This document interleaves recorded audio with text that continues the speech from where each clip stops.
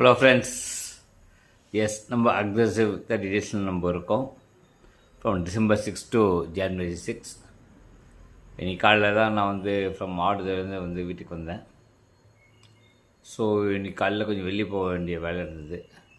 அது போயிட்டு வந்துட்டு ரொம்ப டயர்டு. நைட்டில் தூக்கம் இல்லை பஸ்ஸில். ஸோ ஃபுல்லாக ரெஸ்ட் எடுத்துட்டேன். இன்றைக்கி ஆக்டிவிட்டி எதுவும் பண்ணலை. Almost everything zero.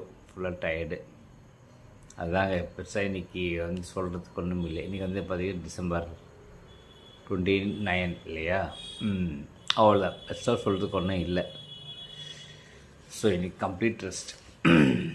அவ்வளோ. நாளைக்கு